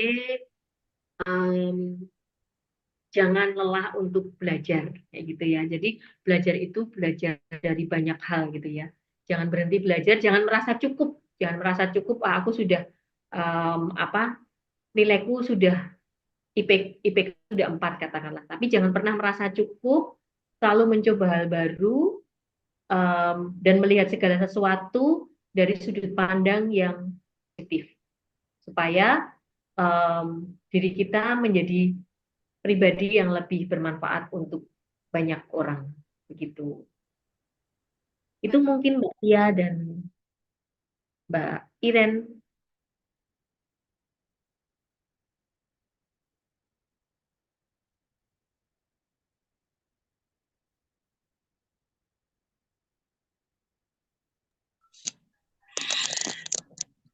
Ya, terima kasih Mbak Iren, Mbak Tia. Aduh, ini saya dari tadi di belakang layar Ibu Tere ini ya. bersama baru. bersama tim heboh di belakang layar. Iya, ini suatu kehormatan tentunya bagi kami ya. Ini ada Ibu Kaleb juga di sini, Ibu Kepala Lab BK Prodi BKUPY. Suatu kehormatan juga tentunya bagi kami ya, Bu Tere di sela-sela aktivitasnya. Ini setelah ini kayaknya masih ada acara lagi nih. Kita paksa untuk meluangkan waktunya sedikit sharing dengan teman-teman kami. Iya, ini memang namanya kalau dulu pernah ya Bu Tere juga saya minta ikut ngajar di mata kuliah BK PAUD. Nah kalau ini ada tambahan lagi, ini ada 3 mata kuliah. Ada mahasiswa yang ikut kuliah psikologi anak, ada mahasiswa ikut BK PAUD, ada mahasiswa yang ikut mata kuliah BK di SD. Makanya kemarin cari tema yang ya bisa untuk melingkupi 3 mata kuliah tersebut. Terima kasih sekali Bu Tere kesempatannya, dan saya juga sangat terinspirasi ya terkait statement tadi sharing pengalamannya yang di Little Fingers ya. Berarti memang support system itu sangat dibutuhkan ya, tidak hanya gurunya yang bagaimana aja, tapi teman-temannya ya. Saya juga sering menyampaikan ke teman-teman mahasiswa ya, sekolah inklusi terkadang iya dalam tanda kutip labelnya inklusi, tapi tidak hanya sebatas inklusi fasilitasnya saja ya ternyata Bu Tere ya, teman-temannya juga harus dikondisikan. Kamu memiliki teman inklusi juga tentunya dalam tanda kutip ya treatmentnya berbeda ya, tidak boleh mengeluarkan kata-kata yang mungkin tidak bisa dipahami oleh beberapa teman yang lain, dan itu sangat disupport di Little Fingers. Kalau tidak salah ingat kemarin kayaknya Little Fingers juga masih membuka ini ya, kesempatan untuk bergabung. Teman-teman loh yang pengen Ya, mari kalau ada mahasiswa belajar bersama kami gitu kan. Ini di daerah Berbah, saya pernah lewat sekolahnya punya Bu Tere ini. Oke, terima kasih sekali waktunya untuk bergabung di kegiatan G-Konkes Prodi BK hari ini. Selanjutnya saya kembalikan lagi ke Mbak Tia dan Mbak Tere, Mbak Iren. Untuk katanya ada ini pemilihan pertanyaan terbaik. Oh Ada iya nggak? Ibu. Silakan dilanjutkan. Baik. Ya. Baik, terima kasih Bu Arum. Selanjutnya untuk pemberitahuan ya mungkin Kak Tia ya untuk para audiens. Mungkin untuk pertanyaan yang terbaik kita sudah menyiapkan door prize. Iya, nanti bisa menghubungi admin Iya. Prodi BK. Baik, nanti mungkin kita tentukan pertanyaan yang terbaik Iya. itu siapa dan akan mendapatkan door prize dan bisa menghubungi admin kita. Iya, betul banget Kak Iren. Baik.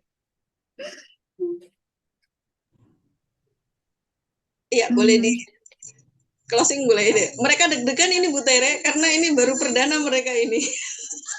Ini alhamdulillah Selalu ada saat pertama. udah bagus. Setengah jam kan saya juga tidak banyak ikut ya. belajar. Ternyata ya bisa kan. Ya sip. Ya lanjutkan. Dari sini. Boleh di closing boleh. Baik, mungkin sebelum closing, kita memberikan kesempatan kepada audiens untuk memberikan kesan atau pesan dalam kegiatan Gikonkes ini, mungkin untuk nanti kegiatan selanjutnya. Silakan, mungkin bisa ada yang ingin menyampaikan. Kami berikan kesempatan. Satu orang siapa yang mana mahasiswanya siapa? Nggak perlu Bu Arum tunjukkan. Ya, dosenis mlebu njuk do anu kabeh iki Bu Tere.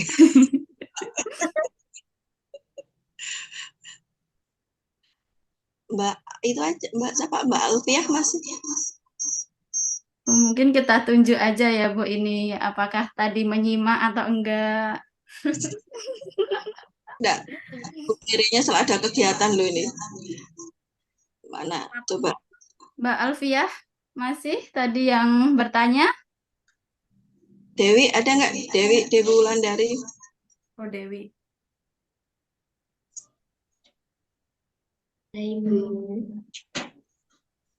Ya, silakan Mbak Dewi. Oke, terima kasih untuk kesempatannya. Menurut saya untuk pesanlah pertama pesannya sangat senang ya bagi saya yang mungkin ya kelak jadi calon ibu, ilmu tentang hal-hal seperti ini masih banyak perlu belajar, dan dari narasumber kita yang luar biasa ini saya menjadi lebih paham, apalagi saya sekarang kan punya ponakan yang kecil-kecil nih. Perlu untuk saya itu menerapkan apa yang disampaikan Ibu tadi ke ponakan-ponakan saya agar kelak nggak salah lah dalam eh, apa ya, perkembangannya nggak ada hambatan dan lain sebagainya gitu. Mungkin untuk pesannya lain kali bisa ini sih, melakukan kegiatan secara offline atau gimana gitu. Karena kalau online seperti ini terkendala sinyal Ibu kayak gitu. Itu sih, terima kasih, luar biasa, terima kasih. Tenane lho ya, nek offline kuwi kudu aktif lho ya. Ya Bu, kalau online ini sinyalnya putus-putus, infonya kepotong-potong kayak gitu. Mengintimidasi ini Bu Tere. Iya Bu. Oke, terima kasih. Silakan Mbak Iya. Iren. Baik, terima kasih Mbak Dewi atas pesan-pesannya ya. Baik, tidak terasa sudah di penghujung acara ya Kak Tia. Iya. Sebelumnya mungkin Kak Tia akan menyimpulkan sedikit hasil dari obrolan kita hari ini. Baik, terima kasih Kak Iren. Saya akan sedikit menyampaikan kesimpulan terkait kapan anak siap didaftarkan untuk sekolah. Nah, pada dasarnya tidak ada batasan usia ya untuk anak kapan siap untuk didaftarkan sekolah, tapi idealnya pada usia 4 tahun itu bisa mulai dikenalkan dengan sekolah non formal. Terus 5 tahun itu bisa masuk ke TK. Nah, itu masuk sekolah formal, dan usia 6 sampai 7 tahun udah bisa masuk sekolah dasar. Nah, kemampuan ini selain itu kita juga melihat kira-kira anak ini itu udah mempunyai kemampuan atau keterampilan belum terkait cara dia mengelola emosi atau mengelola interaksi sosialnya dengan lingkungan sekitar. Kurang lebih seperti itulah, Kak Iren. Baik, terima kasih Kak Tia. Terima kasih kepada Bu Teresia Sri Hartati, SPD MPC, yang telah membersamai kami dalam acara Gikonkes hari ini dan memberikan materi yang sangat luar biasa ya Ibu. Baik, sebelum kita akhiri, mungkin kita akan melakukan foto bersama. Untuk teman-teman audiens bisa meng-on-cam-kan kameranya. Kita akan berfoto dengan Ibu Tere. Silahkan Bu Vivi, Bu Arum untuk bergabung. Waduh, keren. Bisa geser. Tik, kasih kode, Tik. Baik, kita hitung ya. Jangan dari 100. Ada berapa slide ini Bu? Roomnya. Ada berapa ini Pak? Mohon maaf. Ya Pak Kaprodi, Ada berapa slide? 4 kali Apanya? slide-nya. Ada berapa, Mas? Udah anggap 5 kali. Oh ya, baik, kita dari slide pertama dulu ya. Saya hitung 1, 2, 3. Baik, lanjut yang slide 2. Lanjut 1, 2, 3. Lanjut Kita nggak boleh kode slide 3. 1, 2, 3. Slide terakhir. 1, 2, 3. Ya, Ya, ini keaslian kami ya, Bu Tere ya. Kelihatan semua di situ. Ya, silakan. Ya. Kak, temenin nutupnya. Ya, deg-degan.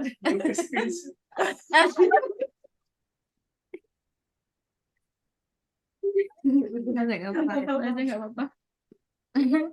Baik, saya Endras Erina dan rekan saya Tia Nur Hasana. dan Ibu yang selaku pembawa acara dan berjalannya acara Gikons hari ini pamit undur diri. Apabila ada salah kata yang kurang berkenan di hati, kami mohon maaf. Kami akhiri. Wassalamualaikum warahmatullahi wabarakatuh. Waalaikumsalam Oh iya, link kehadiran untuk teman-teman Informasi kepada teman-teman audiens nanti untuk presensi kami kirimkan ke ketua kelas masing-masing. Terima kasih. Ini juga peserta juga. Oke, Bu Teh udah kalau udah diizinkan atau